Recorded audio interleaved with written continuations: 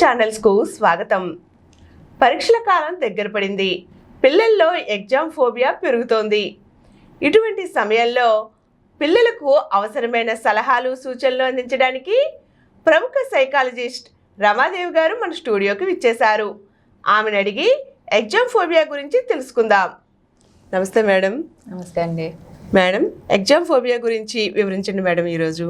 తప్పకుండా అండి. ఎగ్జామ్స్ దగ్గర పడుతున్నాయి కాబట్టి ప్రతి ఎవ్రీ చైల్డ్, ఎవ్రీ స్టూడెంట్కి ఇది చాలా ఎక్కువ ఇంపార్టెంట్ ఉంటుంది.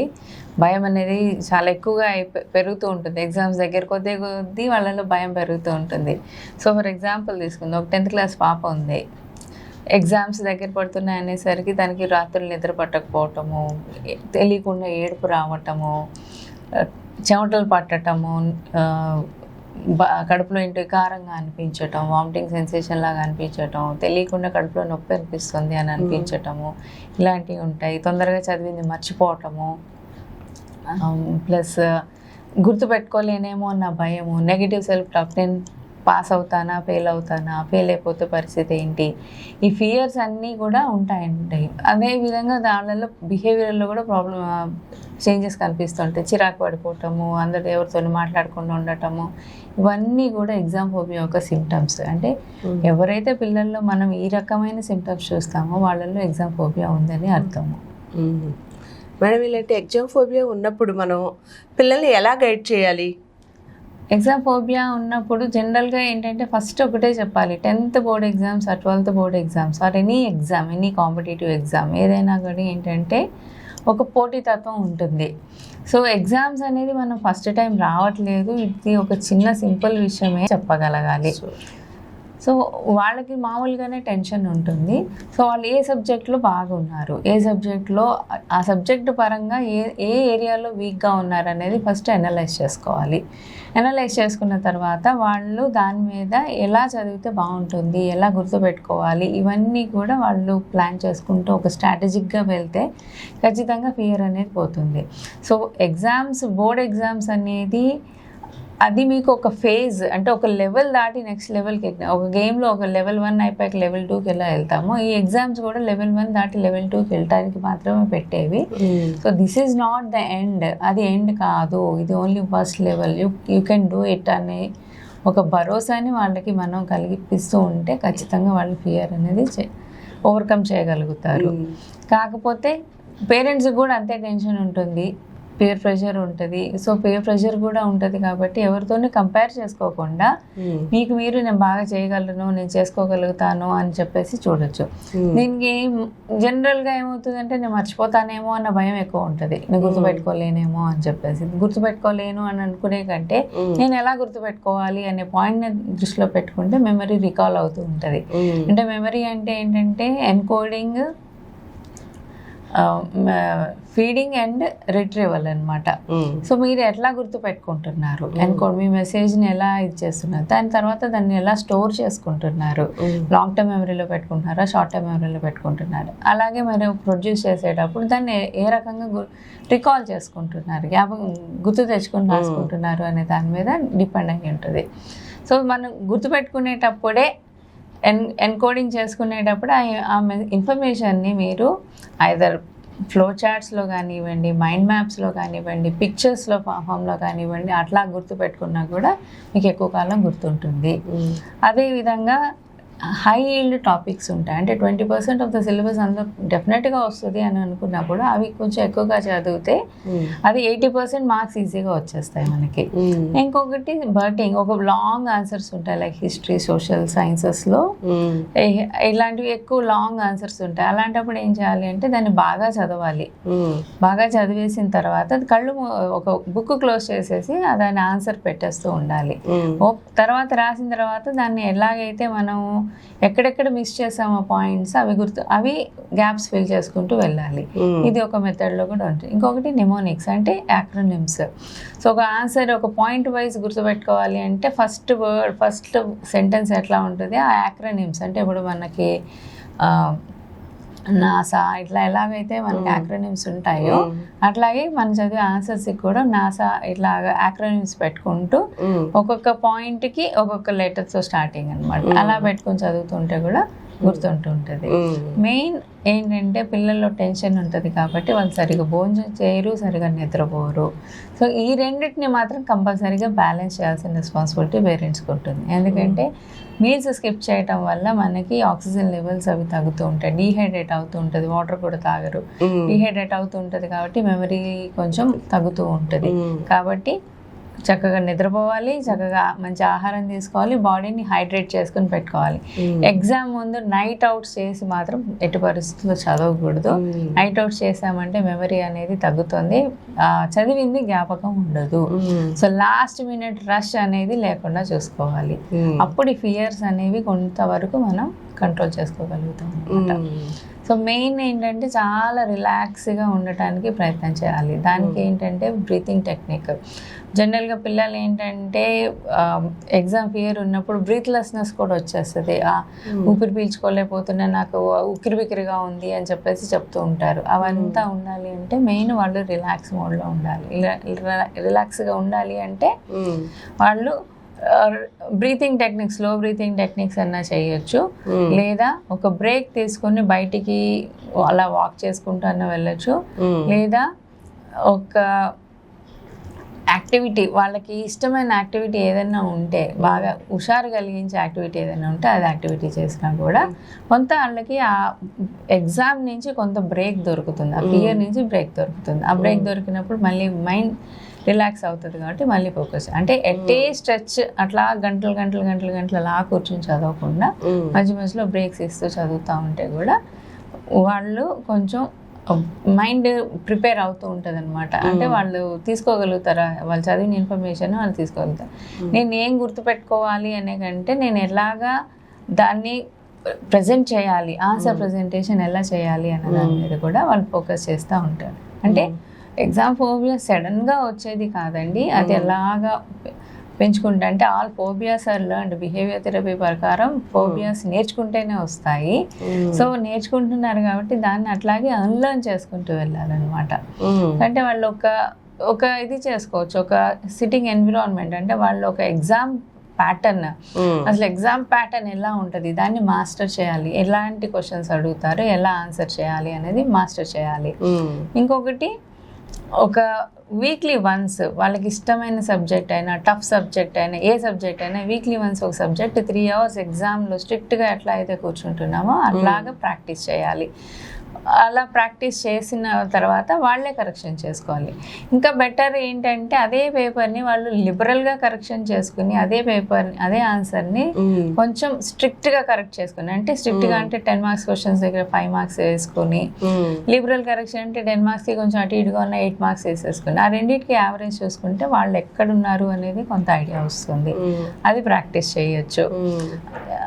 కానీ దేనికైనా కొంత కన్సిస్టెన్సీ అనేది ఇంపార్టెంట్. నేను చేయలేను అని ఎప్పుడైతే నెగిటివ్ సెల్ఫ్ టాక్ వస్తుందో వాళ్ళ బ్రెయిన్ ఇంకా యాక్సెప్ట్ చేయదు, ఆ ఎమిగ్డాలా యాక్టివేట్ అయిపోతుంది, ఆ ఫియర్, ఆ నెగిటివ్ సాడ్నెస్ అనేది ఎక్కువ యాక్టివేట్ అయిపోతూ ఉంటుంది. సో కార్టిజాల్ లెవెల్స్ పెరిగిపోతుంటాయి, స్ట్రెస్ పెరిగిపోతూ ఉంటుంది కాబట్టి వాళ్ళు ఇంకా దేని మీద కాన్సన్ట్రేషన్ అండ్ ఫోకస్ చేయలేకపోతూ ఉంటారు. సో ఇది గ్రాడ్యువల్గా చేస్తూ ఉండాలన్నమాట. సో రిలాక్సేషన్ కోసం go out for a walk are go exercise, physical activity అనేది పెడితే ఇమీడియట్గా స్ట్రెచ్ యువర్ బాడీ. ఒక 1/2 hour చదివిన తర్వాత మీ బాడీని స్ట్రెచ్ చేయండి. అంటే స్టాటిక్ పొజిషన్లో కూర్చున్న దాని నుంచి మళ్ళీ ఒక యాక్టివ్ పోస్చర్లోకి, జెస్చర్లోకి తీసుకెళ్తూ ఉంటే మళ్ళీ బ్రెయిన్ యాక్టివేట్ అవుతూ ఉంటుంది. అప్పుడు కూడా కొంచెం అటెన్షన్ ఇంకొంచెం బాగా పెట్టగలుగుతారు అనమాట. బట్ చదువుకున్నంతసేపు నో ఫోన్స్, నో డిస్ట్రాక్షన్స్, అది కీ ఇంపార్టెంట్ థింగ్. కానీ పిల్లలకి ఇప్పుడు ఎలా అయిపోతుందంటే for everything they have to rely on the internet మీద రిలై అవ్వాల్సి వస్తుంది. ఇప్పుడు క్వశ్చన్ పేపర్స్ కానివ్వండి, ఏదైనా కూడా వాళ్ళకి బై పేపర్ కాకుండా ఫోన్స్లోనే ఉంటున్నాయి. కానీ పేరెంట్స్ మానిటర్ చేసుకోవాలి, ఏం చూస్తున్నారు, ఎంతసేపు చూస్తున్నారు, ఐస్ ఎంతవరకు స్ట్రెయిన్ చేసుకుంటున్నారు, ఏంటి అసలు వాళ్ళు అదే చదువుకు రిలేటెడే చూస్తున్నారు అనేది మాత్రం పేరెంట్స్ మానిటర్ చేసుకోవాలి. అండ్ ఇక్కడ మోటివేషన్ ఒకటే కాదండి, పేరెంట్స్ సపోర్ట్ కూడా ఇవ్వాలి. ఏం పర్వాలేదు, నువ్వు చేయగలుగుతావు, నువ్వు గోల్ పెట్టుకున్నావు కదా, నువ్వు చెయ్యి, నీ పేస్లో నువ్వు చెయ్యి అని చెప్పేసి పాయింట్ మాత్రం చెప్పాలి. అప్పుడు పేరెంట్స్కి ఓకే పర్వాలేదు, నేను చేయగలను, నా పేరెంట్స్ నాకు సపోర్ట్ ఉన్నారు అనే ధైర్యం వస్తుంది కాబట్టి వాళ్ళు చేయగలుగుతారు. మేడం, పేరెంట్స్ ఇలాంటి భయంలో ఉన్నప్పుడు పిల్లలు ఎటువంటి పాజిటివ్ విషయాలు గుర్తు చేయాలంటారు? ఎటువంటి పాజిటివ్ అంటే ఇప్పటి వరకు వాళ్ళు చేసిన అచీవ్మెంట్స్ అన్నీ చెప్పాలి. అంటే వాళ్ళు ఇయర్ బిగినింగ్లో ఓకే ఫస్ట్ టెస్ట్లో ఇంత చేసావు కదా, ఓకే ఇక్కడే పోయింది పర్వాలేదు, ఇక్కడ ఇది ఇంప్రూవ్ చేసుకో నీకు ఈజీ అయిపోతుంది. అంటే మనం కూడా ప్రెషర్ పెట్టకూడదు, ఓకే ఇక్కడ మార్క్స్ రాలేదు ఇప్పుడు ఈ టెస్ట్లు కూడా ఇలాగే వస్తే ఎట్లాగా అని చెప్పేసి ఒక నెగిటివ్ రిమార్క్ లాంటిది ఇవ్వకుండా it's okay it's only practice test you can improve in the boards అని చెప్పేసి చెప్పటం. వాళ్ళ ప్రోగ్రెస్ని వాళ్ళే ఒక గ్రాఫ్ లాగా గీసుకోవటం. అంటే ఎవ్రీ సబ్జెక్ట్కి ఫస్ట్ పీటీ టెస్ట్లో ఎంత వచ్చింది, సెకండ్ పీటీ టెస్ట్లో ఎక్కడ డౌన్ అయింది, ఎక్కడ మళ్ళీ రైజ్ అయింది అది చూసుకోవాలి. వాళ్ళు రాసే ఆన్సర్ స్క్రిప్ట్స్ చెక్ చేసినప్పుడు వాళ్ళు మిస్టేక్స్ ఎక్కడ చేస్తున్నారు. ఏంటంటే వాళ్ళ హర్రీలో ప్లస్ని మైనస్గా చదవచ్చు, లేదా మల్టిప్లికేషన్గా చేయొచ్చు, నెంబర్స్ కన్ఫ్యూజ్ అయిపోయి కూడా రాయొచ్చు. సో అట్లాంటివి పొరపాట్లు ఎక్కడ జరుగుతున్నాయి అనుకునేది అది ఐడెంటిఫై. అంటే ఒక సిల్లీ మిస్టేక్ దగ్గర మొత్తం హోల్ ప్రాబ్లం పోతూ ఉంటుంది. సో అది ఎక్కడ చేస్తున్నారు, అది రిపీటెడ్గా అవుతుంది అని అనుకుంటే దాన్ని ఫిక్స్ చేసుకోవటమే. అప్పుడు పిల్లలు కూడా ఇంప్రూవ్ చేసుకోవడానికి ఛాన్సెస్ ఎక్కువ ఉంటాయి. మోస్ట్ ఇంపార్టెంట్ థింగ్ కంపేర్ చేయొద్దు, but you can tell them that you have a goal. ఒక గోల్ అయితే పెట్టుకోండి అని చెప్పాలి. అంటే కాంపిటెన్స్ వాళ్ళల్లో తగ్గుతుంది. ఓకే మార్క్స్ రాకపోయినా ఏం పర్వాలేదు ఏమనట్లేదు కదా అనే ధోరణి ఉండకుండా ఓకే నేను ఇది చేస్తే నేను ఇంకొంచెం బెటర్గా వస్తుంది. అంటే మార్క్స్ కొలమానం కాదు మీ తెలివితేటలకి, కానీ కొన్ని మార్క్స్ వల్ల ఏంటంటే కొంచెం బెటర్ కాలేజెస్లోకి బెటర్ స్కూల్స్లోకి అడ్మిషన్స్ రావడానికి ఛాన్సెస్ ఉంటాయి. ఇప్పుడు చూడండి అన్నిటికీ కట్ ఆఫ్ పెడతారు. సో ఐఐటి రాయాలి అని అంటే ఇంటర్మీడియట్లో 75% మార్క్స్ రావాలి, నీట్ రాయాలన్నా కూడా అంతే రావాలి. సో అట్లాంటి కట్ ఆఫ్ మార్క్స్ ఎందుకు పెడతారు అని అంటే అంత ఆ ఇంటెలిజెన్స్ ఉంటుంది కాబట్టి పిల్లల్లో ఇది చేయగలరు అనే కాంపిటీషన్, వాళ్ళ కాన్ఫిడెన్స్ పెరుగుతుంది కాబట్టి ఆ కట్ ఆఫ్ మార్క్స్ కూడా వాళ్ళకి హెల్ప్ చేస్తాయి. అవును మేడం. అయితే కొంతమంది పర్టికులర్గా ఒక సబ్జెక్ట్కే ఎక్కువ భయపడతా ఉంటారు కదా, అలా ఒక సబ్జెక్ట్ ఏదైనా మాకు భయం అని ఆ సబ్జెక్ట్ని తర్వాత చూద్దామని పోస్ట్ పోన్ కూడా చేసేస్తూ ఉంటారు. అలాంటి సందర్భాల్లో వాళ్ళకి ఎలాంటి సలహాలు ఇవ్వాలి? పర్టికులర్ సబ్జెక్ట్ అంటే ఫియర్ ఉన్నప్పుడు ఏంటంటే వాళ్ళకి ఫెయిల్యూర్ అంటే టాలరెన్స్ ఉండదు. అంటే ఎస్పెషల్లీ చాలా మంది పిల్లలకి మ్యాథ్స్ అంటేనే భయం ఉంటుంది. కొంతమంది పిల్లలు కొన్ని స్కూల్స్లో కొంతమంది పిల్లలకి ఇంగ్లీష్ అంటే భయపడతారు. సో వాళ్ళకి ఆ పర్టికులర్ సబ్జెక్ట్ ఫియర్ పోవాలి అని అంటే దానికి ఒక ఫన్ మెథడ్ ఏంటి అంటే ఒక ఆన్సర్ క్వశ్చన్ పేపర్ తీసుకోండి, ఆన్సర్ రాయండి, డెలిబరేట్గా రాంగ్ ఆన్సర్ రాయండి. అంటే కావాలని తప్పు చేయండి. కావాలని తప్పు చేసినప్పుడు దే స్టార్ట్ లాఫింగ్. ఇంటెన్షనల్ గా తప్పు చేస్తారు కదా, సో అలా తప్పు చేస్తారు. అలాగే ఇంగ్లీష్ అయినా సైన్స్ అని ఎనీ సబ్జెక్ట్, ఏ సబ్జెక్ట్ అయినా వాళ్ళు తప్పు ఆన్సర్ కావాలని ఎక్కడో చోట silly mistake. It should be fun. Silly mistake, serious mistake కాదు. ఒక సిల్లీ మిస్టేక్ లాగా సిల్లీగా ఫన్గా చేస్తూ ఉంటే దే స్టార్ట్ లాఫింగ్. అలా నవ్వుతో చేసుకుంటా ఉంటే ఓకే తప్పులు వచ్చినా పర్వాలేదు అని ఒక మైండ్ యాక్సెప్ట్ చేస్తూ ఉంటుంది. యాక్సెప్ట్ చేసినప్పుడు ఆ పర్టికులర్ సబ్జెక్ట్ అంటే భయం లేకుండా ఉంటుంది అనమాట. సో అంటే ఫియర్ ఆఫ్ ఫెయిల్యూర్ ఉంటుంది. సో ఆ ఫెయిల్యూర్ని టాలరేట్ చేసే శక్తి ఉండదు కాబట్టి వాళ్ళలో భయం. అంటే కొంతమంది ఏంటంటే మార్క్స్ తక్కువ వస్తే సెల్ఫ్ హార్మ్ చేసుకునే వాళ్ళు ఉంటారు.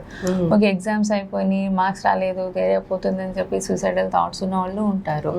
సో అవన్నీ ఉండకుండా ఉండాలంటే ఎగ్జామ్ని ఒక ఫన్ వేలో తీసుకునే అలవాటు చేస్తే కనుక ఖచ్చితంగా వాళ్ళకి ఆ టాలరెన్స్ లెవెల్స్ పెరుగుతాయి. ఎగ్జామ్ని మనం ఈజీగా తీసుకోవచ్చు, అంత టెన్షన్ పడాల్సిన అవసరం లేదు అనే పాయింట్ని కూడా వాళ్ళు గ్రాస్ప్ చేస్తారు. మేడం, ఇవి కాకుండా మామూలుగా పిల్లల్లో ఎగ్జామ్కి వెళ్ళే ముందు ఇవి కొంచెం గట్టిగా శ్వాస తీసుకోవడం, వదలడం, మంచినీళ్ళు తాగడం ఇలాంటి కొన్ని చేస్తూ ఉంటారు, మంచిది అంటారు. అలాంటివి ఏమైనా టిప్స్ చెప్పండి మేడం. ఖచ్చితంగా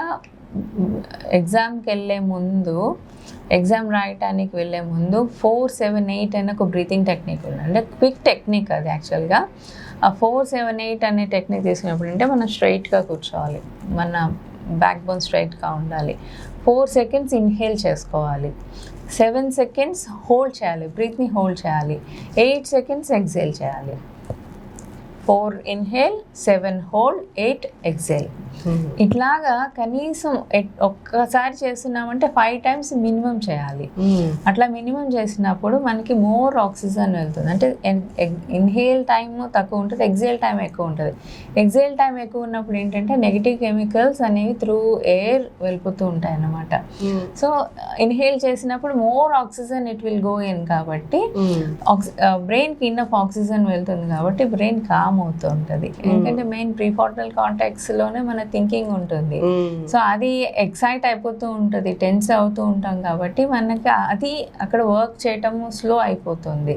సో మన కాగ్నిషన్స్ స్లో అయిపోతాయి. అంటే నేను చేయలేనేమో రాయలేనేమో అని అనిపించేస్తూ ఉంటుంది. అందుకని కూడా బ్రీతింగ్ తీసుకోవటం వల్ల కాగ్నిషన్స్లో క్లారిటీ వస్తూ ఉంటుంది కాబట్టి ఇచ్చేస్తారు.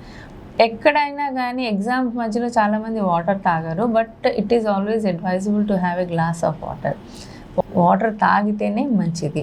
అప్పుడు కూడా త్రూ ఆ వాటర్ కూడా ఆక్సిజన్ కరెక్ట్గా వెళ్తుంది బ్రెయిన్. అంటే నేను చెప్తున్నాను కదా, వాటర్ డీహైడ్రేట్ అయిందంటే బ్రెయిన్కి ఆక్సిజన్ సప్లై తగ్గుతుంది. ఆ సప్లై తగ్గటం వల్ల అది రిట్రీవ్ చేసుకోవటంలో, రికాల్ చేసుకోవటంలో కొంచెం స్లో అయిపోతుంది. దాంతో ఇంకా వాళ్ళకి టెన్షన్ పెరిగిపోతూ ఉంటుంది. So no negative self talk. నాకు రాదేమో, నేను చేయలేనేమో, ఫెయిల్ అయిపోతానేమో, నాకు గుర్తుండవేమో, ఈ నెగిటివ్ సెల్ఫ్ టాక్ అనేది ఎప్పుడు కూడా వాళ్ళ పిల్లలకి ఎవరికి హెల్ప్ చేయదు. పిల్లలనే కాదు, ఎవరికి కూడా హెల్ప్ చేయదు. So positive affirmation, okay I'm doing my best, నేను నా బెస్ట్ చేస్తున్నాను, నేను చదివిన క్వశ్చన్సే నాకు వస్తాయి, రాకపోయినా నేను రాయగలను, ఇట్లా పాజిటివ్ ఎఫర్మేషన్సే తీసుకొని చేస్తూ ఉండాలి. ఎగ్జామ్ ఎన్విరాన్మెంట్లో జనరల్గా ఏంటంటే పక్కన పిల్లల్ని చూస్తుంటే కూడా మనకి టెన్షన్ వస్తూ ఉంటుంది.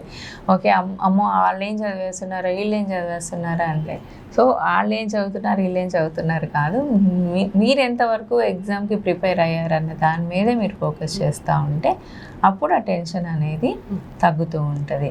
సో రిలాక్స్గా, అంటే మీకు బాగా ఇది అనిపిస్తే చుట్టుపక్కల ఏమన్నా గ్రీనరీ చెట్లు ఉన్నాయేమో, చెట్లు ఇంకొక 5 minutes ఆర్ 30 seconds అట్లా గ్రీనరీ ఇంకా చూసినా కూడా బ్రెయిన్ రిలాక్స్ అవుతూ ఉంటుందండి.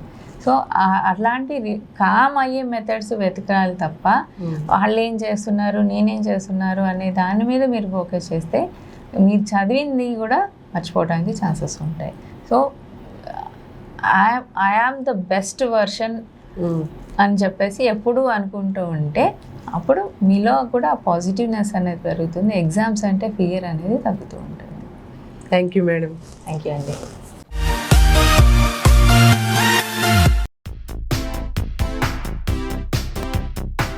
ఈ కార్యక్రమం మీకు ఎంతో నచ్చింది కదా. ఇటువంటి మరిన్ని వీడియోల కోసం అనతి కాలంలోనే 21 కోట్ల వ్యూస్ సాధించిన సమరం ఛానల్ సమర్పించు సమరం భవిత ఛానల్కు సబ్స్క్రైబ్ చేయండి, లైక్ చేయండి, మీ ఫ్రెండ్స్కి షేర్ చేయండి. అలాగే ప్రక్కనున్న గంట సింబల్ని ప్రెస్ చేయడం మర్చిపోకండి.